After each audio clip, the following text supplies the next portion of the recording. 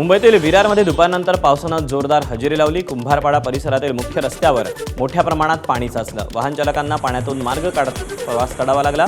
दिवसभर विश्रांती घेतलेल्या पावसानं दुपारनंतर जोर धरल्यानं जनजीवनावर परिणाम झाला।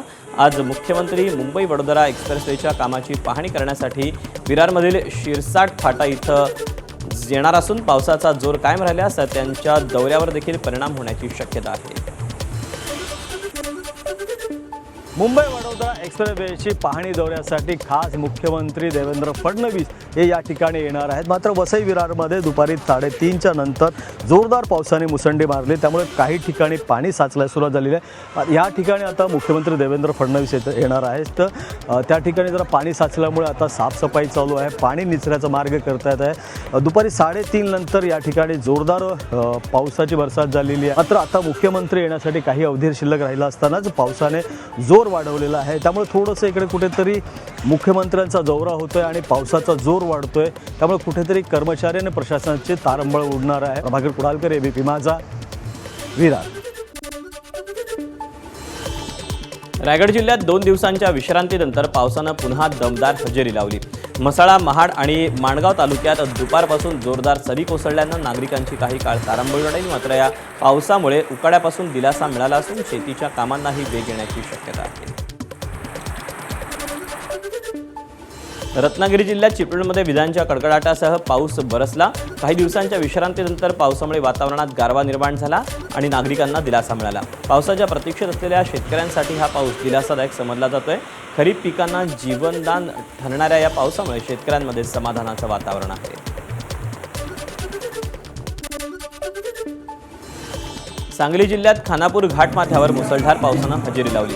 या पावसामुळे पेरणीच्या प्रतीक्षेत असलेल्या शेतकऱ्यांना मोठा दिलासा मिळाला। आता या पावसामुळे पेरणीला सुरुवात होणार असून शेतकऱ्यांमध्ये आनंदाचं वातावरण आहे। सोलापूर जिल्ह्यात मोठ्या प्रतीक्षेनंतर अखेर मुसळधार पावसानं हजेरी लावली। संपूर्ण जून महिना कोरडा गेल्यानंतर दुपारपासून जिल्ह्यात अनेक ठिकाणी जोरदार पाऊस सुरू झाला। सकाळपर्यंत कडक ऊन असताना दुपारनंतर वातावरणात अचानक बदल झाला। बीड तालुक्यात पावसानं सर्वदूर हजेरी लावली। बीड, लिंबागणेश, मांजरसुंभा, नेकनूर या परिसरात वादळी वाऱ्यासह दमदार पाऊस झाला। अहिल्यानगर, अहमदपूर मार्गावर अनेक ठिकाणी पाणी साचलं। जून महिना संपत आला तरी समाधानकारक पाऊस न झाल्यानं बहुतांश भागातल्या पेरण्या या अद्याप रखडलेल्या आहेत।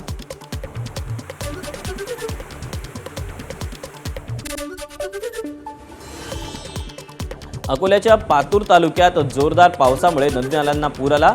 देऊळगावातील इसविशर नाल्यात एक कार वाहून गेली। सुदैवानं कारमध्ये कोणीही नसल्यानं जीवितहानी टळली। या घटनेचा व्हिडिओ सध्या व्हायरल होतोय। अकोला जिल्ह्यात पातूर शहरात मुसळधार पावसानं हजेरी लावली। या अतिवृष्टी सदृश्य पावसामुळे सुवर्णा नदीला पूर आला। या पुरामुळे अनेक घरांमध्ये नदीचं पाणी शिरलं। जीवनावश्यक वस्तूंचं नुकसान झालं। संपूर्ण गावाला पाण्याचा वेढा असल्यानं तरुणांना स्वतःचं घर गाठण्यासाठी एकमेकांच्या सहकार्यानं पाण्याच्या प्रवाहातून त्यांनी अशा पद्धतीनं प्रवास केला। दरम्यान नदीच्या पाण्याचा प्रवाह कमी झाल्याशिवाय नागरिकांनी पाण्यात जाऊ नका असं आवाहन स्थानिक प्रशासनाच्या वतीनं करण्यात आलं। पंढरपुरात अखेर आज मुसळधार पावसाला सुरुवात झाली। अनेक दिवसांच्या प्रतीक्षेनंतर शेतकऱ्यांना पावसामुळे मोठा दिलासा मिळाला। सकाळपासूनच पावसाची चिन्ह दिसत असताना दुपारी मेघगर्जनेसह जोरदार सरी कोसळायला सुरुवात झाली। दुष्काळाच्या झळा सोसणाऱ्या सांगोल्यात आज पावसानं जोरदार हजेरी लावली। मोठ्या प्रतीक्षेनंतर पावसाचं आगमन होताच आमदार डॉक्टर बाबासाहेब देशमुख हे थेट शेतकऱ्याच्या बांधावर पोहोचले। पावसाच्या आगमनामुळे आनंदी झालेल्या शेतकऱ्यासोबत सांगोल्याचे आमदार बाबासाहेब देशमुख यांनी संवाद साधला। सांगोला तालुक्यातील कमलापूर इथे बांधावर जाऊन त्यांनी शेतकऱ्यांसोबत गप्पा मारल्या।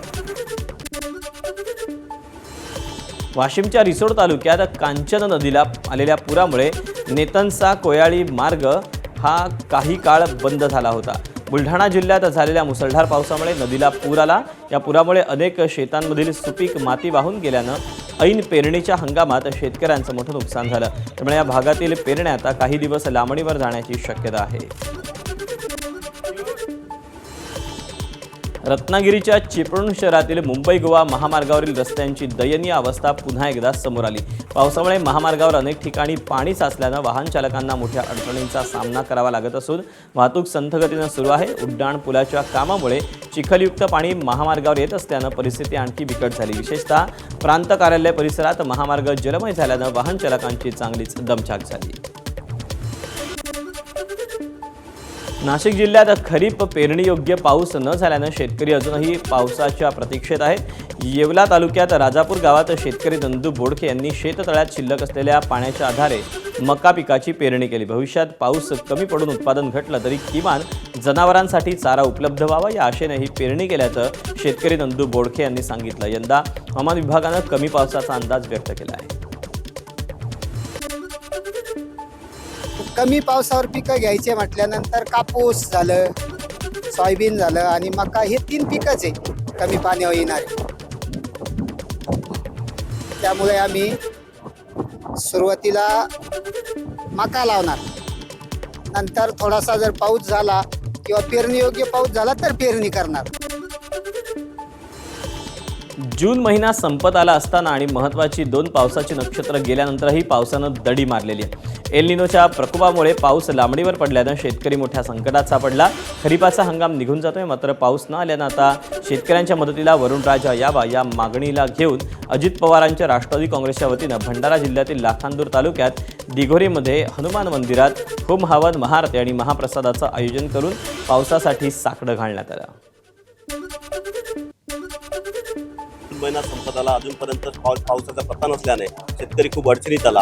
याची दखल घेऊन आमच्या पार्टीच्या कार्यकर्त्यांनी एक हनुमंताच्या चरणी साकडे घालून एक हवनचा कार्यक्रम, महाआरतीचा कार्यक्रम आणि महाप्रसादाचा कार्यक्रम या कुठतरी हनुमंताच्या चरणी प्रार्थना करून पाऊस यावं आणि या शेतकऱ्याचा कुठतरी सुखलम सुखी व्हावं, आनंदी राहावं, शेतकरी सुखी राहावं यासाठी आम्ही लाखांदूर तालुक्याच्या वतीने हनुमंताच्या चरणी साकडे घालत आहोत। अकोला जिल्ह्यात गेल्या 2 दिवसांपासून झालेल्या सर्वदूर पावसामुळे रखडलेल्या खरीप पेरणीला अखेर वेग आला। अकोल्यासह पातूर तालुक्यात झालेल्या मुसळधार पावसानंतर आज ग्रामीण भागात शेतकऱ्यांनी मोठ्या उत्साहात पेरणीला सुरुवात केली। यंदा जिल्ह्यात सुमारे 5,40,000 हेक्टर क्षेत्रावर खरीप पेरणी होणार असून त्यापैकी सर्वाधिक 2,30,000 हेक्टरवर सोयाबीन आणि 1,82,000 हेक्टरवर कपाशीची लागवड अपेक्षित आहे।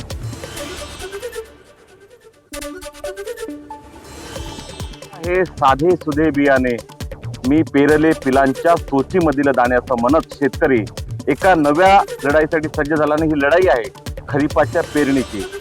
अकोला जिल्ह्यात पाऊस उशिरा झाल्यामुळे मोठा गॅप जो आहे तो पेरणीमध्ये पडला आणि काल पाऊस जो आहे तो सर्वदूर पडल्यामुळे आता पेरणीला आज जी आहे ती मोठ्या प्रमाणात सुरुवात झालेली आहे। आपण आहोत अकोला जिल्ह्यातल्या डोंगरगाव शिवारामध्ये आणि इथे कपाशीची पेरणी आपल्याला सुरू दिसते आणि या बाजूला आपण पाहतो की या पेरणीनंतर जी एक सरी काढणं म्हणतो ती तिकडे काम सुरू आहे आणि कपाशीची जी आहे ती पेरणी या महिला करताना आपल्याला दिसत आहे आणि एक नवी उमेद घेऊन, नवी स्वप्न घेऊन ही फक्त बियाण्यांची पेरणी नसून ही स्वप्नांची पेरणी आहे, सुगीची पेरणी आहे। निश्चितच निसर्ग पूर्ण करेल आणि खरीपात शेतकऱ्यांच्या घरी खरंच आबादानी होईल, सर्व अर्थाने त्यांची सुगी जी आहे ती भरभराटीची असेल अशी अपेक्षा व्यक्त करण्यात येत आहे। उमेश अरुणे, एबीपी माझा, डोंगरगाव शिवार, अकोला।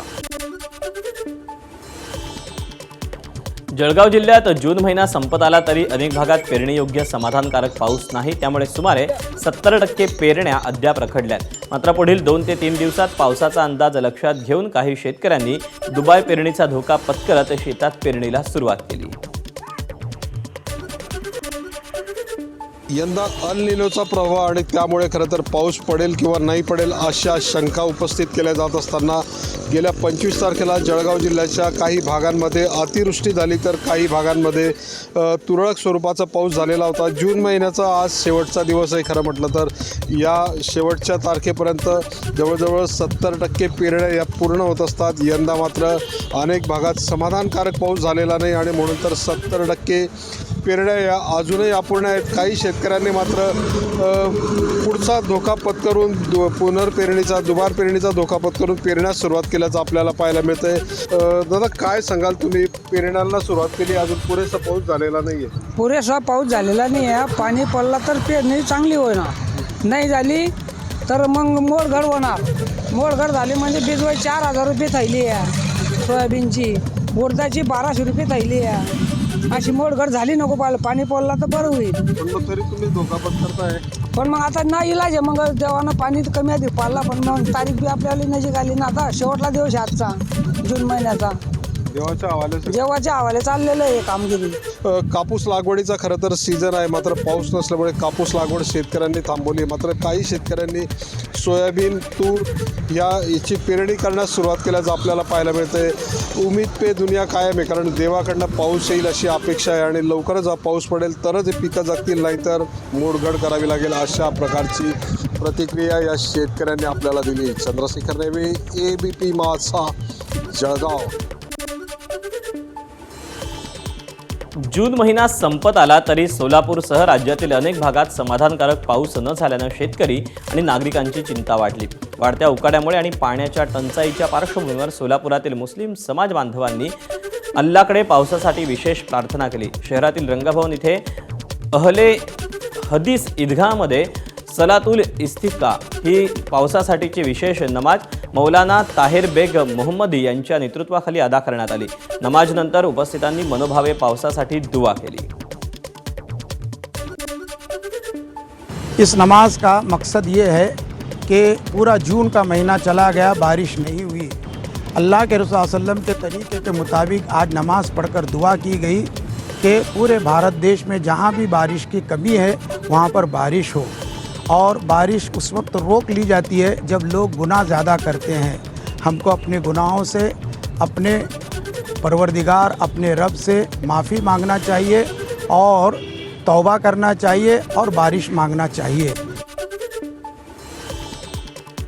मुसळधार पावसानं सिक्कीमला झोडपलं. सिक्कीममध्ये पावसामुळे पूल कोसळला. मनगममध्ये पूल वाहून गेल्यानं फिडांग आणि सकलांग मार्ग बंद झाला. फ्रान्सची राजधानी पॅरिसमध्ये वादळादरम्यान जगप्रसिद्ध आयफेल टॉवरवर वीज कोसळल्याचा थरारक व्हिडिओ व्हायरल होतोय.